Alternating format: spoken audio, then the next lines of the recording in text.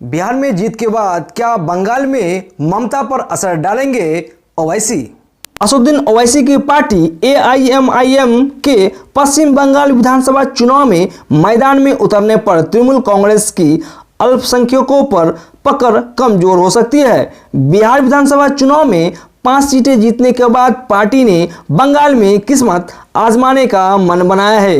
राज्य में 2011 में वाम मोर्चे को हराने के बाद से ममता बनर्जी के नेतृत्व वाली पार्टी को ही अल्पसंख्यकों का मत मिला है।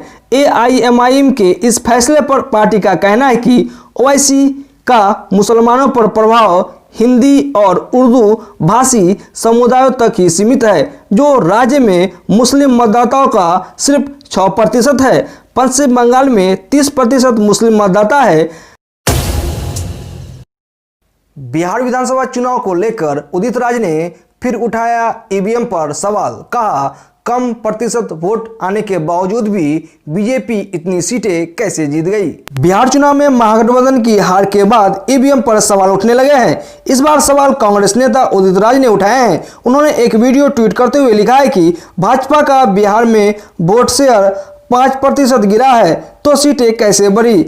आपको बता दें कि 10 नवंबर को भी उदित राज ने ट्वीट करके कहा था कि जब मंगल ग्रह और चांद की ओर जाते उपक्रम की दिशा को धरती से नियंत्रित किया जा सकता है तो ईवीएम है क्यों नहीं किया जा सकती। उदित राज ने ट्वीट करते हुए कहा कि भाजपा का बिहार में वोट शेयर 5% गिरा है तो सीटें कैसे बढ़ी। राजद का वोट शेयर 5% बढ़ा है लेकिन सीटें कम कैसे हुई। भाजपा का वोट बैंक कम है, ज़्यादा से ज़्यादा 15 सीटें आनी थी। ग्रामीण इलाकों में ज़्यादा एनडीए जीती है जबकि इनका शहरी बेस है। ईवीएम में सेटिंग हुई है। बिहार चुनाव को लेकर झारखंड के सीएम हेमंत सोरेन ने कहा, भाजपा चुनाव जीतकर भी हार गई। झारखंड के मुख्यमंत्री हेमंत सोरेन ने शुक्रवार को कहा कि एनडीए बिहार में जीतकर भी हार गई। वर्ष 2017 के बाद भाजपा कभी भी अपने बलबूते सरकार नहीं बना पाई है। वे खगड़िया के परबत्ता प्रखंड अंतर्गत सतीश नगर गांव में पूर्व मुख्यमंत्री सतीश प्रसाद सिंह के श्राद्ध कर्म में भाग लेने आए थे। उन्होंने कहा कि भाजपा विशुद्ध रूप से राजनीति की नई परिभाषा करने का काम कर रही है। झारखंड के मुख्यमंत्री ने कहा कि लोकतंत्र में ऐसी कोशिश बहुत वक्त तक जिंदा नहीं रहती। बिहार भाजपा अध्यक्ष संजय जायसवाल ने कांग्रेस पर साधा हमला।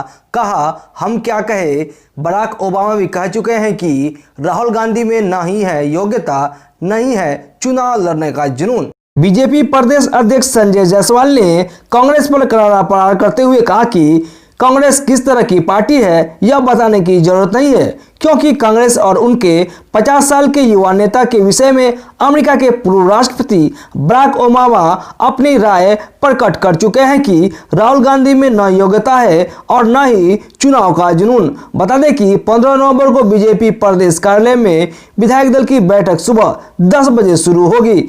इसके बाद दोपहर 12:30 बजे की बैठक होगी, जिसमें एनडीए के नेता के तौर पर नीतीश कुमार को चुना जाएगा। इसके साथ ही सरकार बनाने की कवायद शुरू हो जाएगी।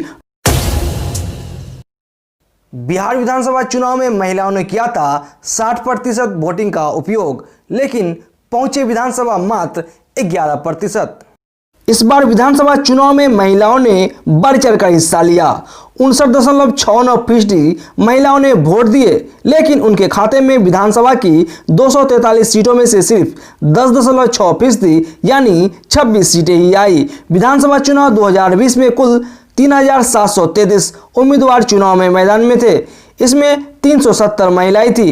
पहले चरण में 114, दूसरे चरण में 146 एवं तीसरे चरण में 110 महिलाओं ने अपनी किस्मत आजमाई थी। यानी कुल प्रत्याशियों का 9.91% महिलाएं चुनाव मैदान में उतरी थी। हालांकि कुछ महिला उम्मीदवारों में 7.02% ही जीत हासिल कर सकी। संख्या के लिहाज से देखें तो 2020 के चुनाव में 26 महिलाएं जीती है, जबकि 2015 में 28 महिलाएं जीतकर विधानसभा पहुंची थी।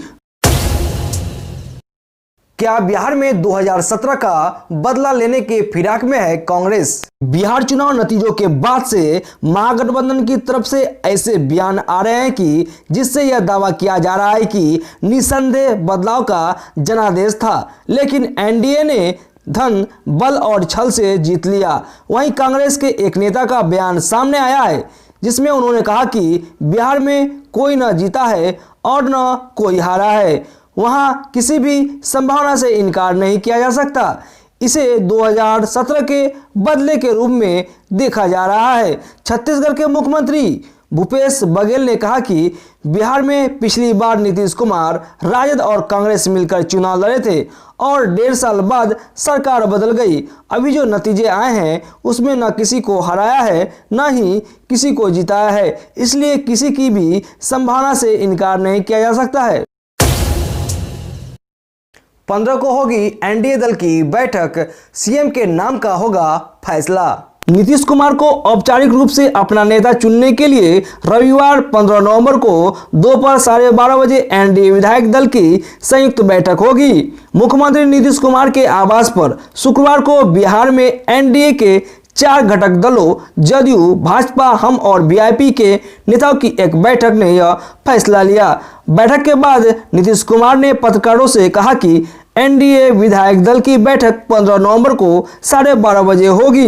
इस बैठक में आगे की रणनीति पर विचार विमर्श होगा। माना जा रहा है कि 15 को होने वाली बैठक में बिहार का अगला मुख्यमंत्री कौन होगा, इस पर भी फैसला किया जाएगा। सत्तारूढ़ गठबंधन में भाजपा के सबसे अधिक 74 सीटों पर जीत दर्ज करने के बावजूद प्रधानमंत्री नरेंद्र मोदी सहित भगवा दल के वरिष्ठ नेताओं ने नीतीश कुमार को ही मुख्यमंत्री बनाए जाने पर जोर दिया है। चुनाव प्रक्रिया के शुरू होने से काफी पहले उन्होंने नीतीश कुमार को मुख्यमंत्री पद का सत्तारूढ़ गठबंधन का उम्मीदवार घोषित कर दिया था।